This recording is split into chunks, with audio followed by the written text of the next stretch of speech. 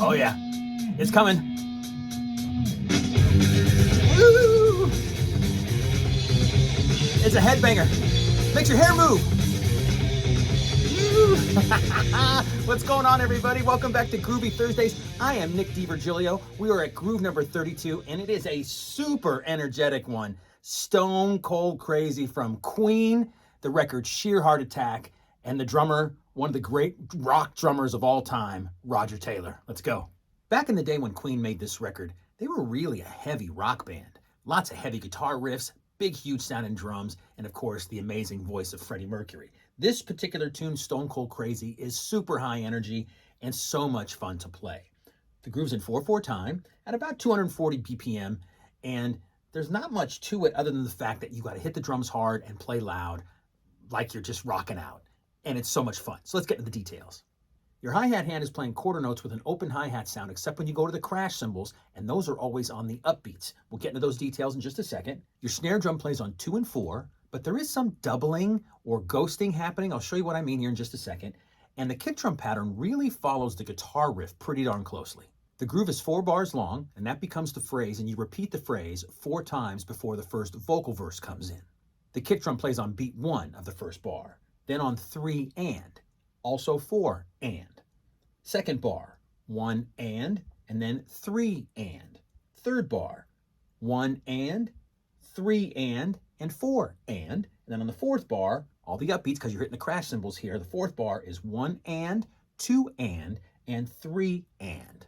Once you add the snare drum in on 2 and 4, forget the doubles and the ghosting here for a second. It really is just a basic rock beat. Again, just high energy.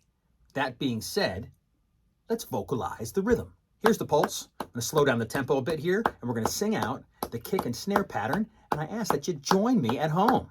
All right, let's do it. 1, 2, 1, 2, 3, 4. Boom, ga, do do ga, do do ga, do do ga, do do ga, do do ga, go go go go. Do da, do do da, do do da, do do da, do do da, do do da, do do do do. One more time. Do da, do do da, do do da, do do da, do do da, do do da, do do do do. At the end of the third bar, going into the fourth bar, all of the crashes are on the upbeats, starting on 4 and of the third bar, and then 1 and, 2 and 3 and of the fourth bar. Doom ga, crash, crash, crash, crash. Doom ga, crash, crash, crash, crash. But hopefully you could tell, before all the crashes at the end of the fourth bar, that it really is just a basic rock beat.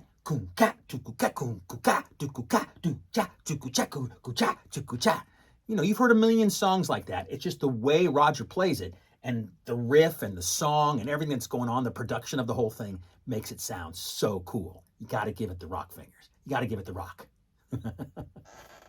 Okay, before we get into the snare with the doubles and all that kind of stuff, let's move to the hi-hat first. You have a crash right on beat 1, then on beats 2 and 3 of bar 1, open hi-hats. Again, you're just playing quarter notes, okay?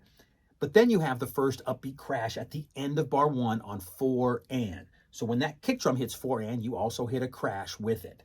Then it's back to quarter notes on the hi-hat for bars 2 and 3 on beats 2, 3, and 4 of bar 2 and beats 1, 2, and 3 of bar 3. The only reason there's not a hi-hat hit on beat 1 of bar 2 is because you hit that crash cymbal right before it on 4 and of bar 1. So you hit the crash, you don't need to go back to the hi-hat right on beat 1 of bar 2 because the crash is washing over that downbeat. And it's just easier. You don't have to go from the crash on 4 and of bar 1 and rush to get to the downbeat on beat 1 with the hi-hat. The crash is doing it for you because it's washing over the downbeat. So like I said, quarter notes in your hi-hat hand for bars 2 and 3 until you get to the end of bar 3. At the end of bar 3, start 4 upbeat crashes in a row. On 4 and, on 1 and, on 2 and 3 and. Look at where those crashes come in, and you'll totally start to see the pattern happening here. The one at the end of bar 1 on 4 and, the 4 in a row that happened at the end of bar 3 on 4 and of bar 3, and now sing out the pattern with that in mind, and it'll start flowing for you. So check it out. Let's do it together real quick.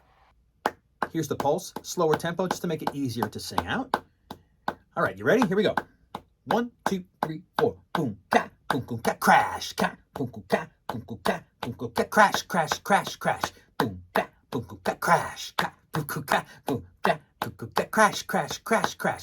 Boom, ga, boom, ga, crash, ga, boom, ga, boom, ga, boom, ga, crash, crash, crash, crash. See how those crashes are all on the in-betweens. They're all on the upbeats. Crash, crash, crash, crash. When you're not clapping, it's the upbeats. And that gives it energy, it gives it flow, and again, he's following the guitar riff. Now let's get onto the snare drum and these doubles or ghosting things like I was talking about earlier. What's happening is that on a lot of the backbeats, a lot of those 2 and 4s, he's playing a double in the left hand. He hits the accent right on the beat, and then the 8th note following is a ghost note. What I think could be happening, I don't know this for a fact, what I think could be happening is that it's a very natural thing to hit a backbeat, to hit a rim shot, and then your hand play a second stroke just because you're in the flow. You don't necessarily have to think of it as a ghost note. Does that make sense? To me, it's a very natural movement. You hit that backbeat with your snare hand, and that other note, that second note will follow naturally if you just let it flow out of your hand. It really does. Let me show you what I mean. I grabbed a practice pad, holding it like a pizza. I suggest you sit at a practice pad or your snare drum to do this, but I think I can show you what I'm talking about like this. I make the stroke, and my left hand, my snare hand, is automatically dropping to make the second stroke. Just let it do its thing. I'm not really trying to do that second stroke. It's happening automatically. Let the stick bounce, let your wrist bounce. You're holding onto the stick, right? So it'll bounce with the stick. And when you're sitting behind the kit and you're doing that basic rock beat, try to feel and try to let your left hand sort of go soft on that second stroke. You want to have a nice solid backbeat, a nice rim shot on those downbeats, but that second stroke should just flow automatically through, and it'll be a lot softer volume, and then you'll be rocking this groove in no time. So let me show you where those ghosts are in the 4-bar pattern. There's a ghost on 2 and of the first bar. There's not one on 4 and because that's where the first crash is. Okay, so I hope that makes sense. In the second bar, there's a ghost on 2 and 4 and. In bar 3, there's a ghost on 2 and, but not 4 and because that's where an anticipated crash comes in. Then there's one on 4 and of the last bar. So basically, wherever there's not one of those anticipated crashes happening, there's a ghost note in the left hand on the and, on the note after the downbeat. A way to get the feeling of this is to forget the pattern here for a second and just play a basic 2 and 4 rock groove. Boom, ka, boom, boom, ka, boom, ka, boom, boom, ka, 1, 2, 3, and 4, that kind of thing with quarter notes in your hi-hat hand. Every time you hit the 2 and 4 on the snare drum, play 2 strokes. Boom, ka, ka, boom, ka, ka, ka, ka, ka, boom, ka, ka, boom, boom, ka, ka, boom, ka, boom, boom, ka, ka. But even though you're playing 2 strokes in your left hand, the second stroke is a lot softer in volume, like a ghost note. What I'd like you to try and feel here is that when you make that whip motion to play that backbeat on 2 or 4, after you make the stroke, let the stick make another stroke on its own. Okay, now I want to take you through one more little thing before we finish off this video today, and that's what's going on in the vocal verse. It's 16 bars long. You play all of the 8th notes between the rim of the tom and the hi-hat. The way I did it in my demonstration is I broke it up into 2 halves. The first 8 bars, I played the hi-hat sound with my foot, opening and closing the hi-hat that way, instead of the hand. The second 8 bars, I played with my hand. The little challenge here is that you're automatically sort of being turned into an open-handed player because the hi-hats are on the downbeat, the rim is on the upbeat. It's a lot easier, unless you have a tom to your left of your hi-hat, it's a lot easier to have the lead being your left side, which is not my dominant side, being a right-handed, like a typical crossed over player. So it's easier to lead with the left hand on the hi-hat and the rim here. So you play open. So it's back, back, back, back, just back and forth. 1 and 2 and 3 and 4 and 1 and 2 and 3 and 4 and 1 and 2 and 3 and 4. And now you got to do this for 16 bars in time. It is a cool challenge to see if you can play the whole 16 bars with your hi-hat foot doing it instead of your hand. Do that for 16 bars and see how solid your time stays all the way through 16 bars before you get back into the groove. Or just do it with your hand. Doesn't matter really. It's just a fun little exercise to try and get together. And then you got to go back into that groove and rock out all over again. I did transcribe this out just in case you wanted to see it. So if you're looking at the hi-hat and rim part on the transcription, you'll see that there's 2 bars written out.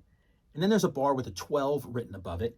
And that's because it's telling you to repeat this 12 more times. And And the last two bars, 15 and 16, are the fill getting us into the tag where they go stone cold crazy, you know, and then the groove starts all over again.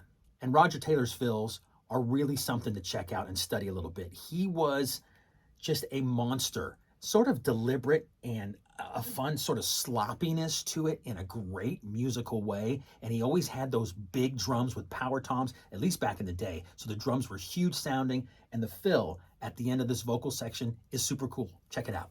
And there you have it, groove number 32 in our Groovy Thursdays hang. The song is Stone Cold Crazy, the band Queen, the record Sheer Heart Attack, and the amazing drumming of Roger Taylor. If you like what's going on here at Groovy Thursdays, I ask that you like the video, share it with your friends, subscribe to the channel, keep bringing on the comments and suggestions for future grooves, and we'll see you next week, everybody, for groove number 33. Cheers.